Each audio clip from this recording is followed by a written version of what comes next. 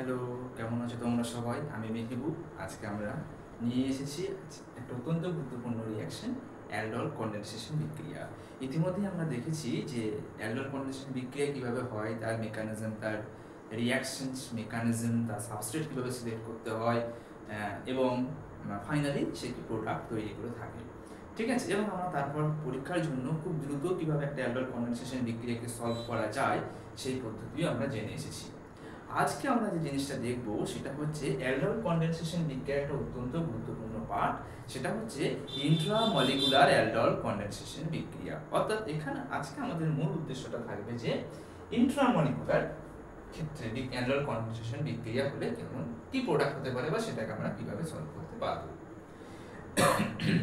দেখো, এবং তার জন্য আমি প্রথম থেকেই তোমাদের সামনে একটা রিঅ্যাকশন সাবস্ট্রেটকে উল্লেখ করে রেখেছি। ঠিক আছে, এখন কিভাবে বুঝবো যে ইন্ট্রামলিকুলার অ্যালডল কনডেনসেশন বিক্রিয়া যেতে পারে? ইন্ট্রামলিকুলার মানে হচ্ছে যে সেখানে একটাই মাত্র সাবস্ট্রেট থাকবে। ওকে, অর্থাৎ সাধারণত আমরা দেখে এসেছি যে অ্যালডল বিক্রিয়া মানে হচ্ছে, অ্যালডল মানে জেনারেলি আমরা দেখে এসেছি যেখানে সাবস্ট্রেট ছিল হচ্ছে দুটো। কিন্তু যদি আমাদের ইন্ট্রামলিকুলার অ্যালডল কনডেনসেশন হয় তাহলে সেক্ষেত্রে সাবস্ট্রেট হচ্ছে একটা।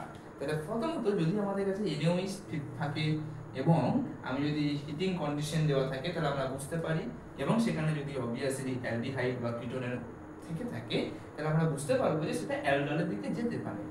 এখন সেটা ইন্ট্রামলিকুলার অ্যালডল কনডেনসেশন হবে কিনা সেটা কিভাবে বুঝবো? যদি আমাদের কাছে একটাই মাত্র সাবস্ট্রেট থেকে থাকে তাহলে সেটা অবশ্যই ইন্ট্রামলিকুলার অ্যালডল কনডেনসেশন হবে। অর্থাৎ আমরা এখান থেকে একটা জিনিস ফার্স্টেই কনক্লুশন করে নিই যে সাবস্ট্রেট মলিকিউল যদি একটা হয়ে থাকে তাহলে সেটা কিন্তু ইন্ট্রামলিকুলার অ্যালডলের দিকে যাচ্ছে। এটা কিন্তু আমাদের এখানে ফার্স্টে সিলেক্ট বুঝে নিতে হবে। তাহলে ফার্স্টে দেখবে NaOH হিটিং কন্ডিশন দেওয়া আছে, অ্যালডিহাইড এবং কিটোন গ্রুপ রয়েছে, অতএব এটা অ্যালডলের দিকে যাবে। তো পরিষ্কার একটাই মাত্র সাবস্ট্রেট মলিকিউল আছে, মানে অবভিয়াসলি সেটা কিন্তু ইন্ট্রামলিকুলার অ্যালডলের দিকে যাচ্ছে। বুঝতে পারছি? এখন যদি আমাদের কাছে বলা হয় যে তাহলে কিভাবে সম্ভব বিক্রিয়াটা, তাই না? বিক্রিয়াটা কিভাবে আমি আমার প্রোডাক্টটাকে এক্ষেত্রে করতে পারি।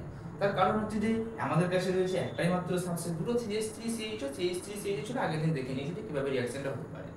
একটা অ্যানায়ন হবে, তারপর সেটাকে অ্যালডিহাইডে অ্যাটাক করবে নিউক্লিওফাইড হিসাবে। ব্যাপারটা ইতিমধ্যে আমাদের কাছে ভীষণভাবে পরিষ্কার। কিন্তু যদি একটা হয় তাহলে কিভাবে হবে বিক্রিয়া, সেটা বুঝতে গেলে আমাদের কাছে এই সাবস্ট্রেট মলিকিউলটাকে আগে ভেঙে লিখতে হবে। ভেঙে লেখা মানে আরেকটু সিম্পলিফাই করে লেখা। যদি আমি এটাকে সিম্পলিফাই করি তাহলে সেটা কেমন দেখতে লাগছে?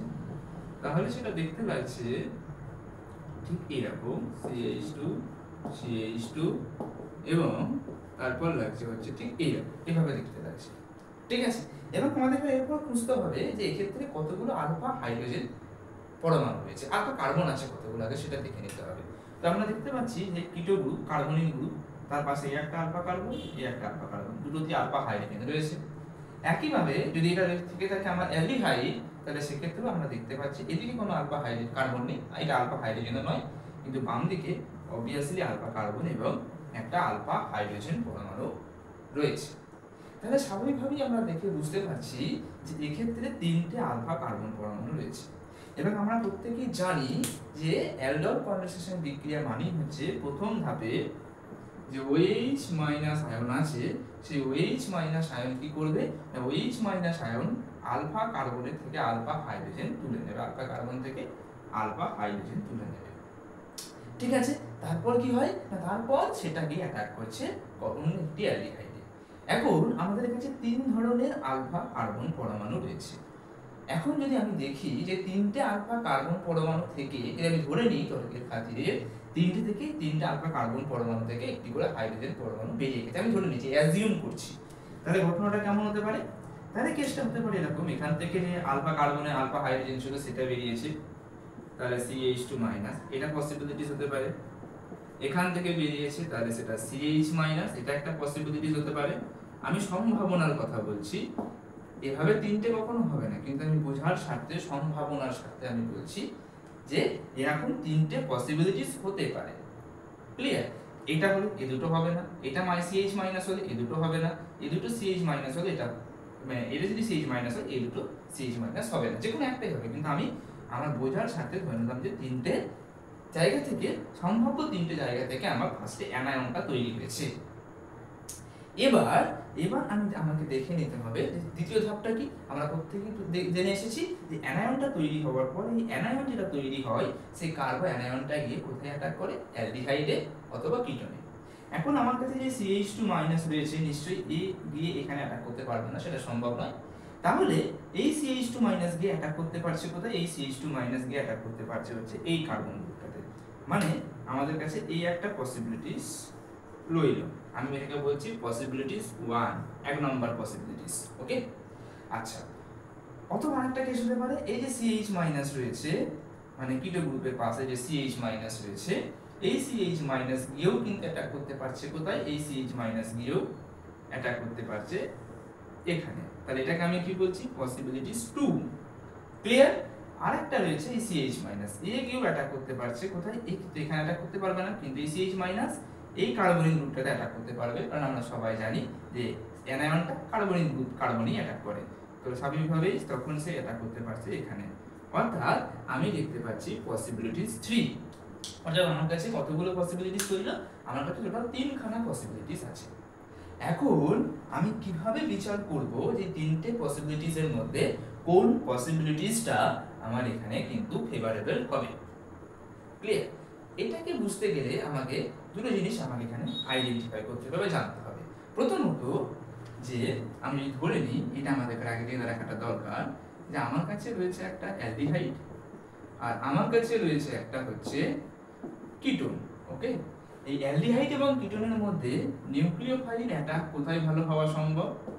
অ্যালডিহাইড এবং কিটোনের মধ্যে নিউক্লিওফিলিক অ্যাটাক ভালো হওয়া সম্ভব হচ্ছে সবসময় অ্যালডিহাইডে।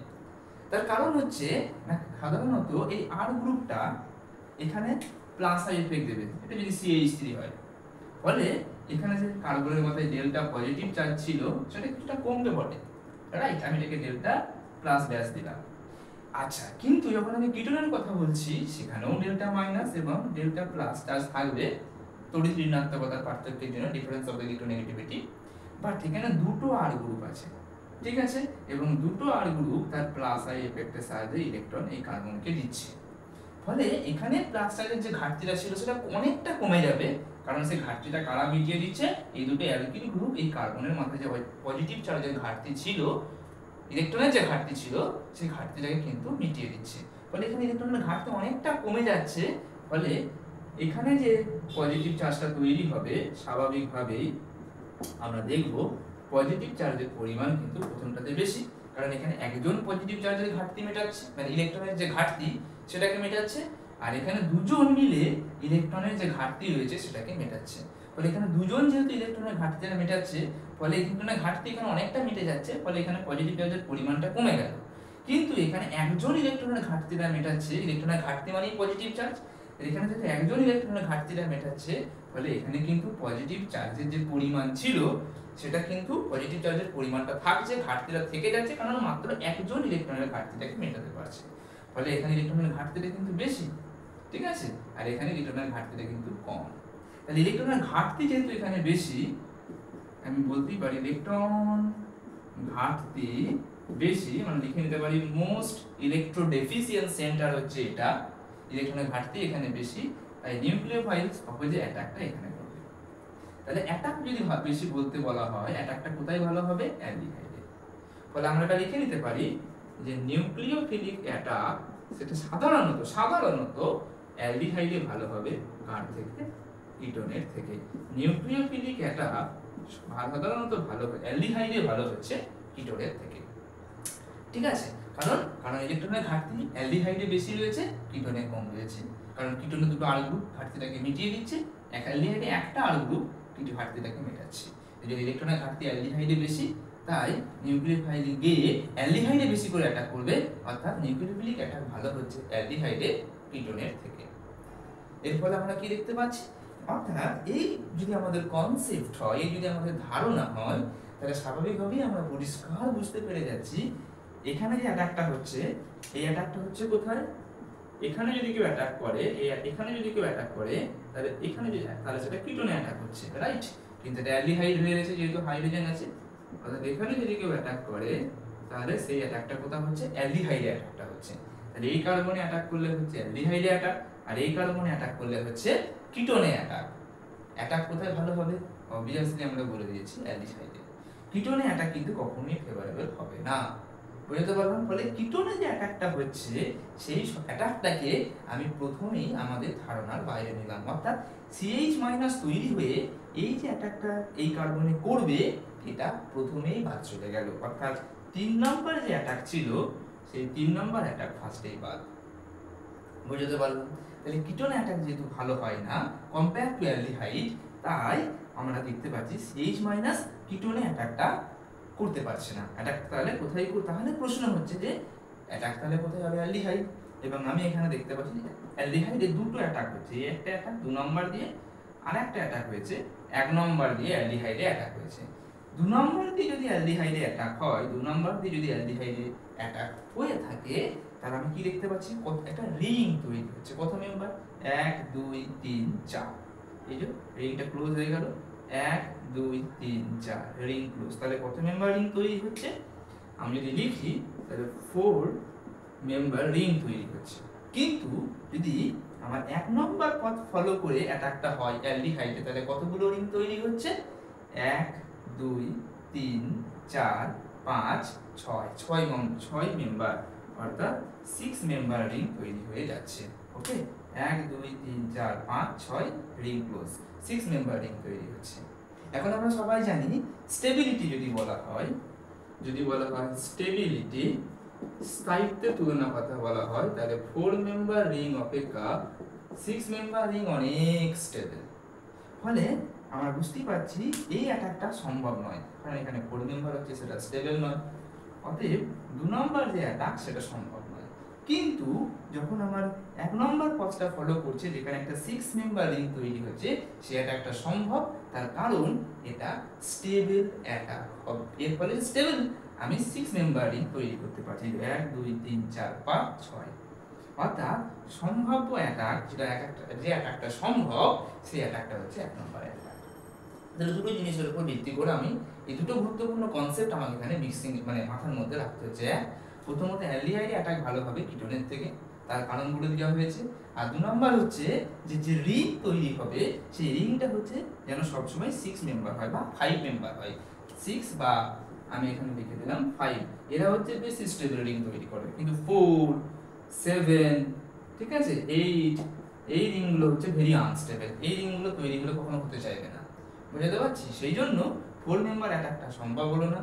আচ্ছা 3 নম্বর, এটা তো সম্ভব নয়, আগেই বলে দিলাম 3 নম্বরটা সম্ভাব্য অ্যাটাক হচ্ছে 1 নম্বরটা, বুঝতে পারছি। তাহলে অ্যাটাক সম্ভব হচ্ছে 1 নম্বরে। তাহলে আমাদের কাছে ফার্স্ট সিলেকশন হচ্ছে, প্রথম কাজ যেটা আমাদের কাছে করতে হবে সেটা হচ্ছে কোন অ্যাটাকটা ফেভারেবল।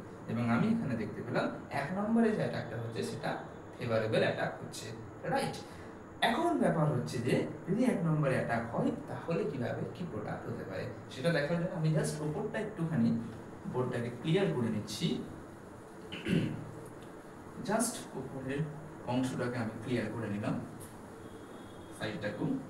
তাহলে এটা সম্ভব হচ্ছে আমার 1 নম্বরে। ওকে, এটা আমি একটু নোট ডাউন করে নিই, ভীষণ গুরুত্বপূর্ণ একটা বিষয় যে অ্যাটাক হবে অ্যালডিহাইডে রাদার দ্যান কিটোনে, এবং অবভিয়াসলি রিং হবে 5 এবং 6 মেম্বার রাদার দ্যান 4 7 অথবা 8।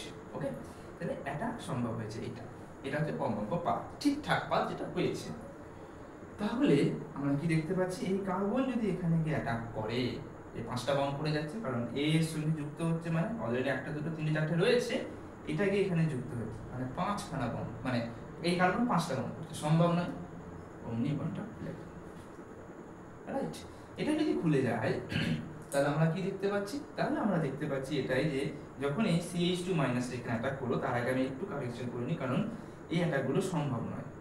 তো এটা একটু মুছে দিলাম এবং এটাকেও মুছে দিলাম। আমরা বুঝে গেছি যে অ্যাটাক হবে এটা, তাই বাকি দুটোকে আমি তার আগের অবস্থায় ফিরিয়ে আনলাম, কারণ আমি আগেই বলে দিয়েছি যেগুলো আমি হাইপোথ ধরে নিয়েছিলাম যে সবগুলি সম্ভব ছিল।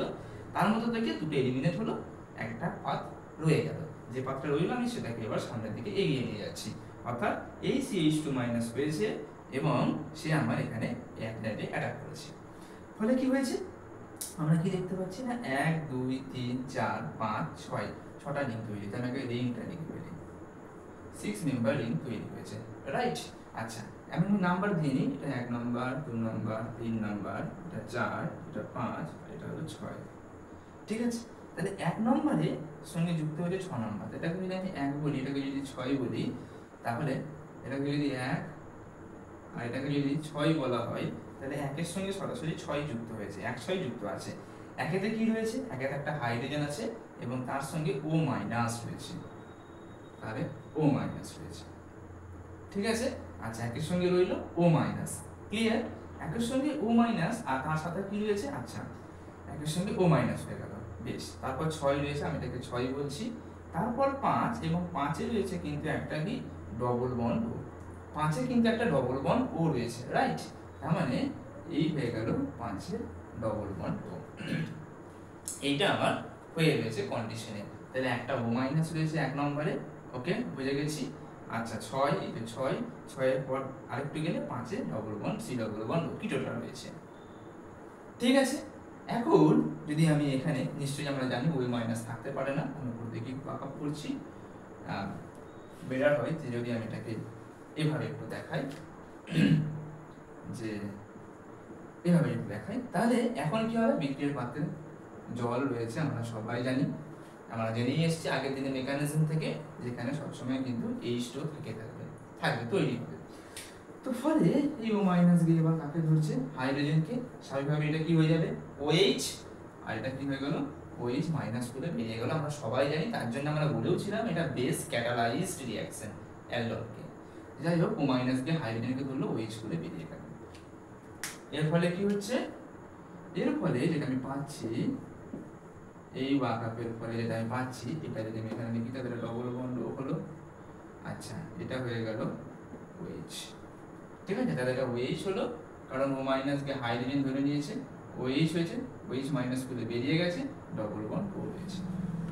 এখন কি হবে, এখন যেটা গুরুত্বপূর্ণ বিষয় হচ্ছে যে আমি প্রশ্নটা সূত্র যখন দিয়েছিলাম, আমি মুছে দিয়েছি, বাট প্রশ্নটা যখন দিয়েছিলাম সেখানে হিটিং কন্ডিশন ছিল। আমরা বলে দিয়েছি যে হিটিং কন্ডিশন থাকা মানে কি হবে, হিটিং কন্ডিশন থাকা মানে এটা কার্বনিল কার্বন, তার পাশে আলফা, তার পাশে বিটা। আলফা কার্বনে যদি হাইড্রোজেন থেকে থাকে, আলফা কার্বনে যদি হাইড্রোজেন থেকে থাকে, আমরা বলে এসেছি, আমরা জেনে এসেছি, আলফা কার্বনে যদি হাইড্রোজেন থাকে, তাহলে এই হাইড্রোজেন আর বিটা কার্বনে যে OH রয়েছে তারা বেরিয়ে যাবে, আমরা সবাই সেটা জানি, ইতিমধ্যেই করা হয়েছে বেসিক অ্যালডোলের ক্ষেত্রে, এবং এটাও তাই। তার মানে আমরা কি পেলাম, এখন আমরা যেটা দেখতে পাচ্ছি, ডবল বন্ড আর H2O বেরিয়ে গেছে, জল বেরিয়ে যাবে, আমরা জানি কি দিচ্ছি, যেহেতু জল বেরোবে, এবং জল বেরিয়ে যাচ্ছে মানে এখানে অবভিয়াসলি একটা ডবল বন্ড তৈরি হচ্ছে, এবং আমরা অবভিয়াসলি আবার দেখতে পাচ্ছি কি না, main carbon, carbonic carbon, alpha beta unsaturated aldehyde, sorry এটা ketone, alpha beta unsaturated ketone তৈরি হচ্ছে। সুতরাং আমরা কি পেলাম না, এভাবেও কিন্তু আমরা আলফা বিটা আনস্যাচুরেটেড কিটোন তৈরি করতে পারছি, এভাবেও তৈরি হচ্ছে, এবং সেটা অবভিয়াসলি সাইক্লিক হচ্ছে। তাই মনে রাখতে হবে, যদি আমাদের কাছে সাবস্ট্রেট একটা থাকে, সাবস্ট্রেট যদি একটা হয়, তাহলে সেই প্রোডাক্ট সবসময় হবে কিন্তু সাইক্লিক।